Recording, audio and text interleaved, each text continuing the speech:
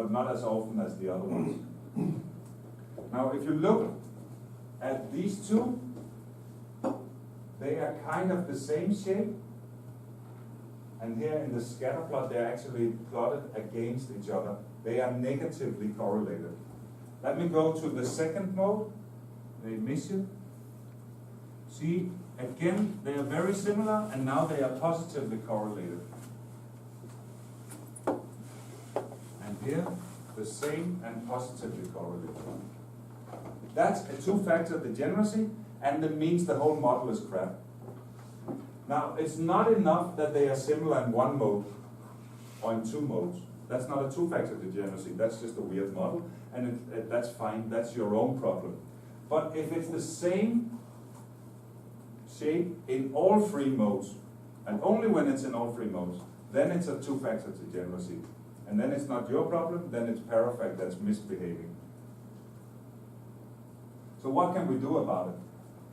Well, actually, there's a simple solution, for example, if we're doing fluorescence, because if I do non-negativity, they cannot be opposite sign and sum to zero.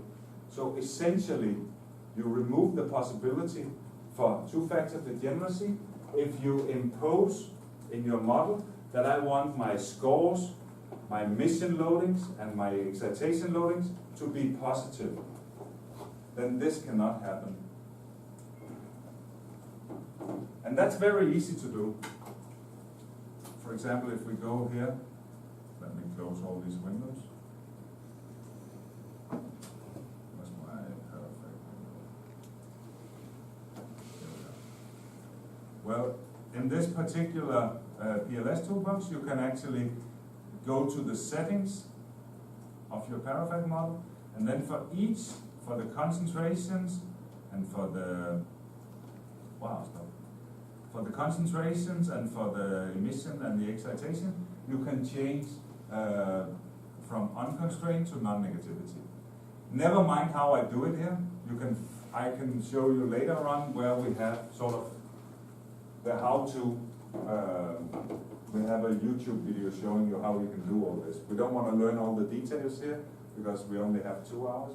So it's more like getting the concepts, and then it's easy to figure out how to do it technically. But then we can impose non-negativity, and then we can fix the problem of two-factor degeneracy. But still, it's important that you know that this can happen, so that when you see this, you don't think that this is something really happening in your data. It's actually just an artifact of Parafac. And if you impose non-negativity always, you're not going to see this thing. Now, whether you want to do that or not is debatable, but for example, for fluorescence data, that can be perfectly fine. Okay. Now, there's only one thing that we need to talk about now, really, sort of for how to get Parafac to work, and that is that we need to figure out how to determine the number of components, because that's crucial. In PCA, it's interesting, but not really important normally. In Parafac, you really, really have to know how to find the number of components. And there are different things that you can do. Basically, you can do whatever you do in PCA. If you do PCA and you have a way to find the number of components, you can do the same thing for Parafac, for sure. But you even have some other methods that are really, really nice, like especially these two, the core consistency and the split half analysis. And I will explain those to show you how they work. So the core consistency, now it gets complicated again. I'm good at making stuff complicated. Let's start a little bit simple. No, actually, maybe let me do it here. We'll take this one. Here we are. Let me start by doing PCA.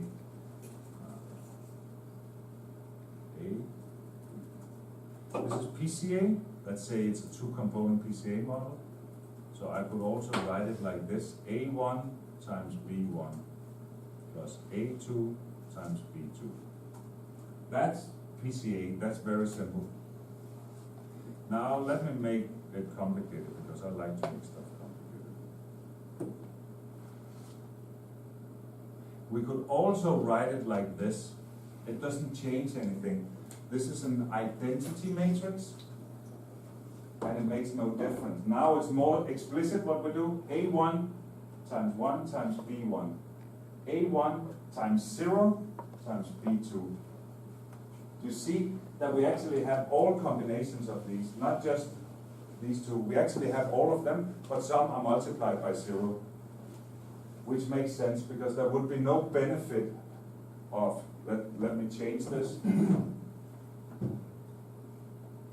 Let me make it 1 and 2 and 5 or whatever.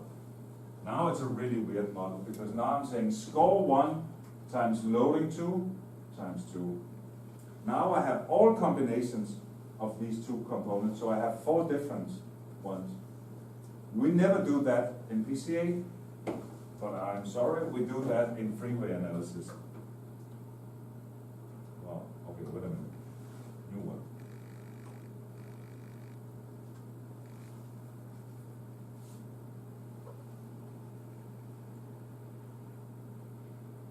This is Parafac. If I write it in a similar way, we have ones on the super diagonal, and that's fine. But I could actually allow non-zeros on the off diagonal, and I'm sorry about that. But that means we have a lot of numbers here, like all over the place. In PCA, it wouldn't make any difference except that life gets complicated. But in freeway analysis, it makes a difference. This is not the same model as Parafac. It actually fits the data better. It's a different model. And it's called the Tucker model, or specifically the Tucker-free model. So it's a completely different model. It has no uniqueness like Parafac. It's not interesting in that sense. But it has very nice numerical properties, actually. It's very easy to use from a practical point of view. They have no two-factor degeneracy, no convergence problems, none of all of that. But it doesn't give you pure spectra or anything like that. Okay, we're not going to talk more about the Tucker model here, but it's a different model and it finds more in the data than Parafac does. It's very interesting if you just want to do exploratory data analysis, but it's not interesting, for example, for fluorescence data, because it's not doing the right thing. But let's say that I did a Parafac model. So then I don't have this thing in the middle at all, because implicitly in Parafac, we don't actually have it, but implicitly we're saying it's a super diagonal of ones. Now what we are doing in the core consistency is that we're checking this matrix. It's called the core array. And what I'm doing is that I'm taking my data and my Parafac model, I'm dividing my Parafac model into the data and estimating, hey, what would it be if I really calculated this? Would it look like this? And if it looks like this, then it means your data is behaving as Parafac.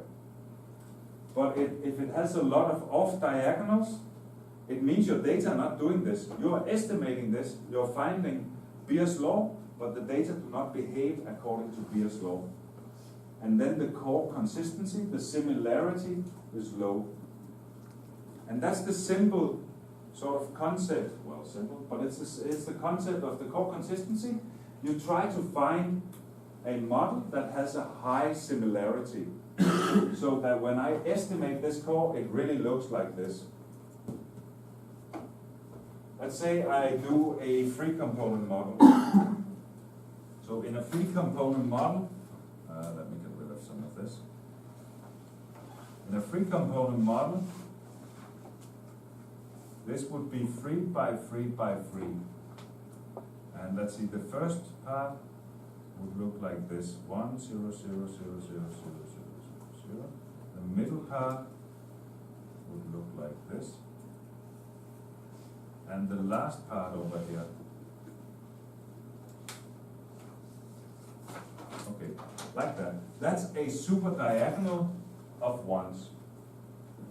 And the reason I'm showing it explicitly is that we have to know the number of ones and zeros. So in a free component model, there will be free ones. And since it's 3 times 3 times 3, that's 927. That's 27 elements, so that's 24 zeros. 24 zeros and 3 ones. That's the perfect core of a Parafac model. Okay, so let me show you what that looks like if we do a Parafac model. Let me get a free component Parafac model.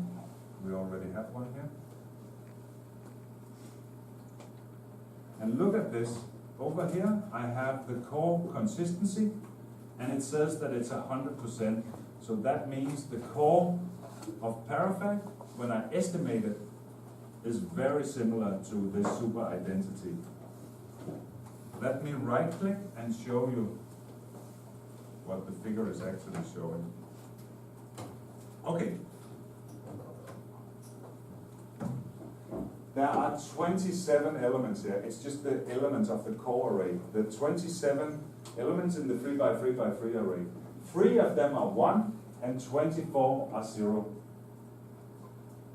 The blue line is the real thing. That's the identity. The red is what I get if I take A, B, and C and regress them on X. So it's not exactly 1, but it's very, very close. And these are not exactly 0, but they're really close. Now, let's do another one. Let's do a 7-component model. Now there's this weighting bar showing you how it's going. It's what we call a psychological weighting bar because it has nothing to do with when it will finish because there's no way of knowing. And it's kind of annoying. You get a little bit happy and then suddenly it kind of regrets and go backwards. In Parafac, you actually cannot predict how long it's going to take for different reasons that we're not going to talk about today, but it's very difficult. Now, what we do know is that if we take too many components, Parafac gets extremely slow. Now, I don't know if you are used to doing PCA, you always take too many components because it's just easier. Let me do 20 components and I'll use whatever I want. You never work like that with Parafac. Because Parafac works for 1 component, 2 components, 3 components. It doesn't work for 17 components. You really build it up from the bottom instead of working from sort of outside in. And this could well take forever, so I'm just going to stop it. That means we didn't really get a solution, but it doesn't matter for what I want to show. I just want to show you the... Oh, what did that do? Ah, yeah. I just want to show you the core consistency. It was a 7-component model, so it has 777. There's 7 ones, or that's, well, whatever, never mind. The core consistency is below 0 because the core array I find doesn't look like a super diagonal at all. So that means we don't like this model.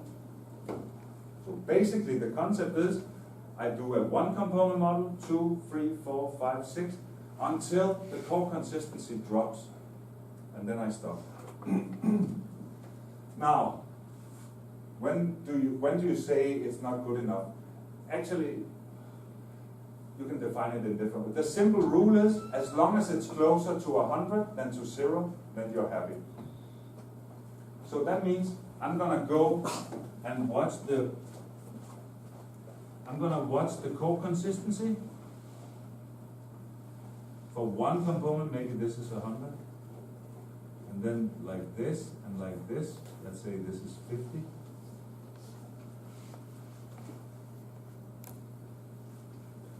And I'm going to pick this one because that's the highest one that is not closer to 0 than to 100.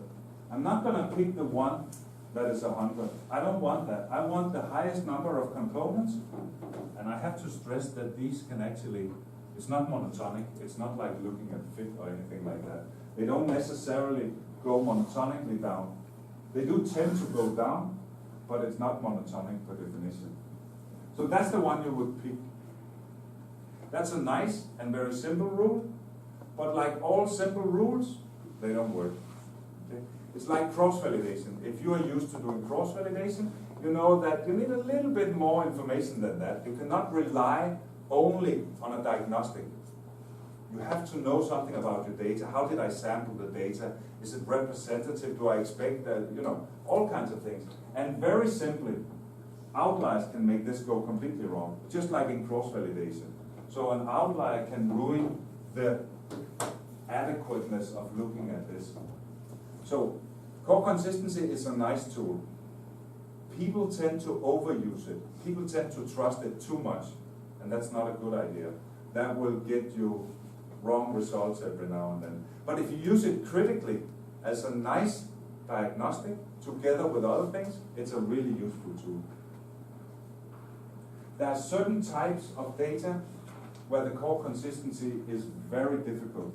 Like, for example, if you have extremely low signal-to-noise ratio in fluorescence data, core consistency tends to be very difficult to use. But it's the most used method in Parafac modeling, I would say, and mostly used too uncritically. So let me mention another method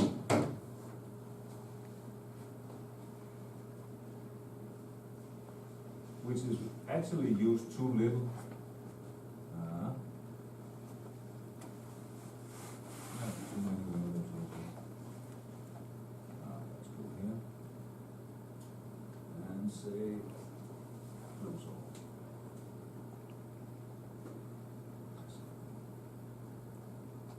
Here we are. Okay, so that was core consistency. There is another method that is extremely nice for determining the number of components, and it's called split half analysis. Now remember the amino acid data? When I fit a free component model, I get the real thing. I get the pure spectra of tryptophan, tyrosine, and phenylalanine is what's in these samples. That's spectacular, because these are the real pure spectra. That means that if I took 10 other samples, similar, I would also get this. You see that because it's unique, if I fit the model to different sets, I'll get the same solution if I use the right number of components. So that's what we take advantage of in split half analysis. What we do is that we take our data set and then we split it into two. And then I fit a Parafac model on this one, and I fit a Parafac model on this one. They are completely independent of each other.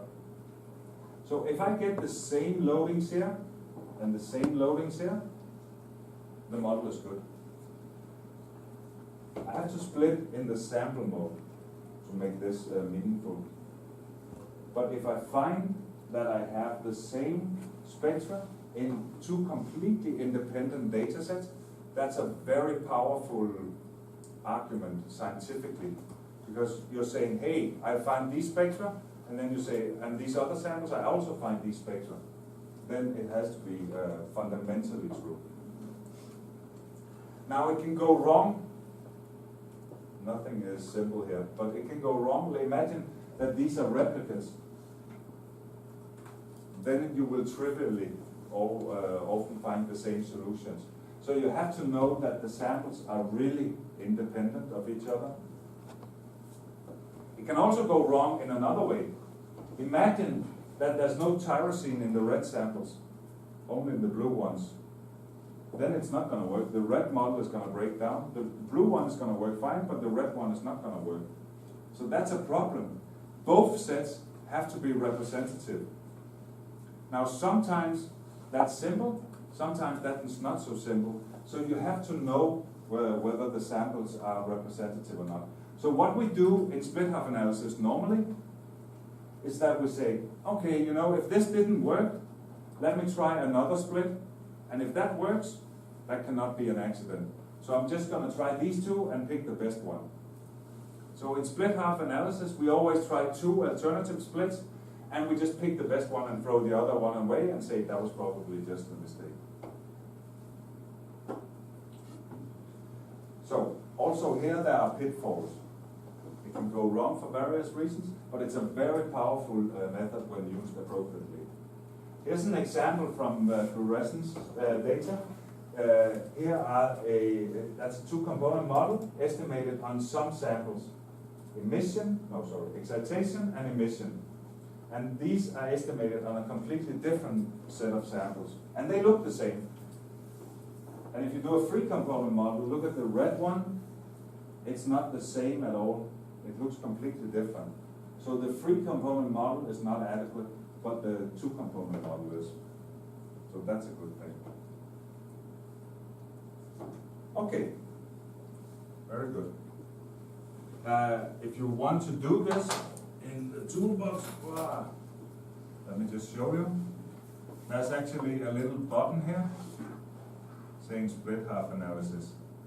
But it's not. We're not going to do that on this small data set because it's only 5 samples. That's a little bit too small to split half analysis on. Okay, very good.